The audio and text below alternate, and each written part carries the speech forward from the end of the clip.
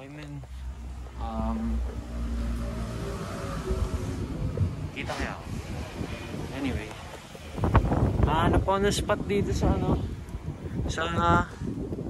dito sa bakit ng Tagaytay. So most likely last video na to tungkol sa naging biyahe ko. So okay na ako. Ito lang talaga. Ang dami ko lang talagang na-realize kasi alam niyo yan, maraming nangyayari, di ba? Kaya yan, kung bakit ako pumupunta ng Taal, kung bakit ko siya trip, kasi parang ito na lang yung family ko, which is somehow totoo, yun na yung reality. Pero kailangan din talaga, natuto ko na kailangan din talaga mag-adapt. So kailangan tanggapin na yun nga yung sitwasyon ko nung pamilya namin.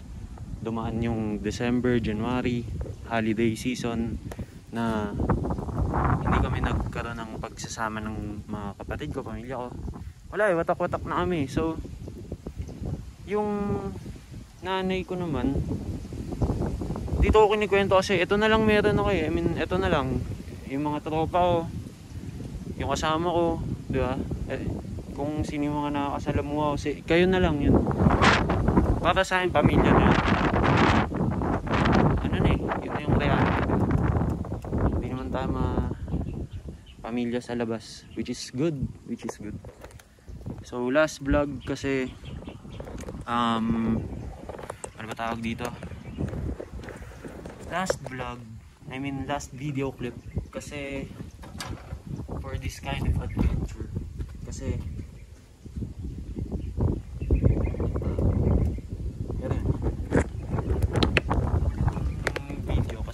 ano na eh,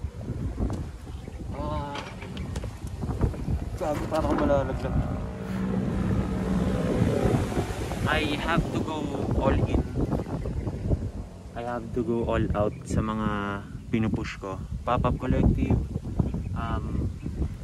may part din ako, I mean may ambag din ako sa descent. Tulungan kami ni tropa. Pero yun, yung reality ng buhay, tatanggapin na lang natin.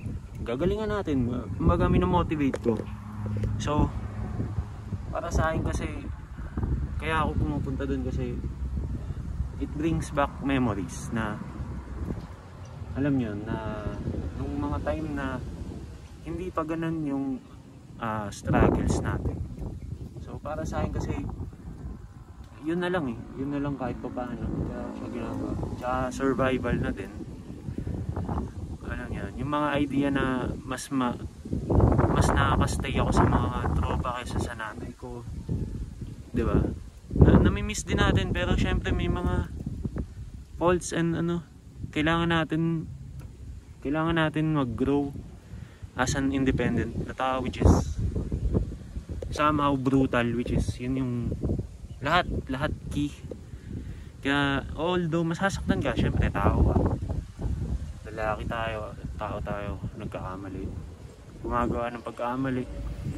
Pero hindi naman natin buhay yun. Hindi natin buhay na hindi naman tayo yun eh, na lagi tayong mali. So na ano lang, parang di ba, naiiyak ako na para sa akin kasi parang pakiramdam ko parang wala na akong pamilya, di ba? Kaya ito, tinatry kong enjoyin kasi wala, ano na eh, yun na yung nangyari, diba?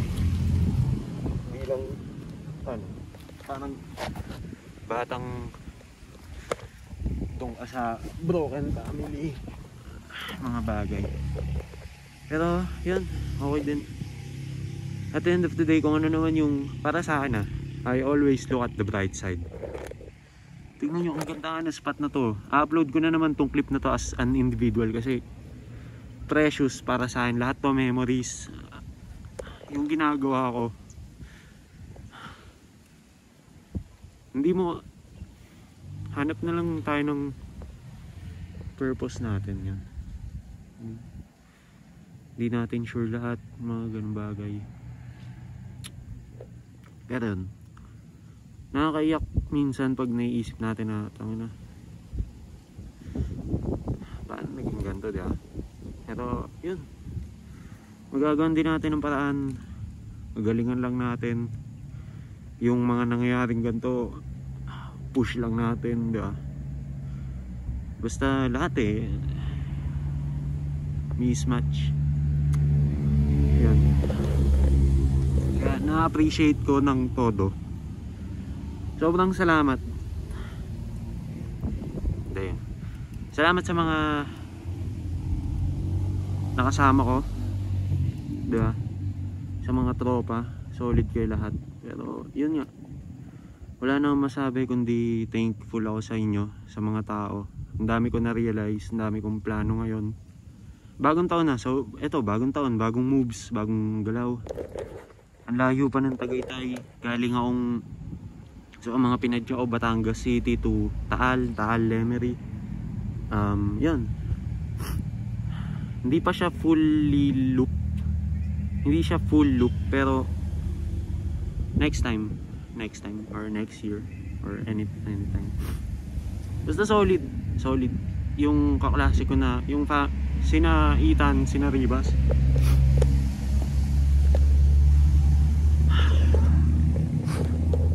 Darating yung araw, ang laki talaga ng ibabalik ko sa mga taong, ang laki ng ibabalik ko. Gusto kong mapagana lahat kasi wala gusto ko maano yun, mapush yan, matulungan yung mga tumulong sa akin, diba? Pero yun nga, ang buhay pelikula, hindi maangas yung ending kung walang ganto. Kaya yun, push natin, galingan natin. Tayo na mga traidor, pero okay lang, part kayo ng mundo. Yung mga nawala, hindi kawalan. Yung mga nandyan, stick lang kayo kung gusto nyo. Ano pa ba? Basta galingan natin lahat. Tayo na, sagadin natin. Huwag tayong matakot. Tayo matatakot sa mga putang na yun. Ingat tayo lagi, men. Okay din, sarap din maging mag-isa. Independent shit. Fucking shit.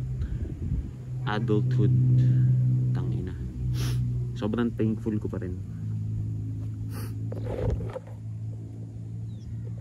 I love life, man.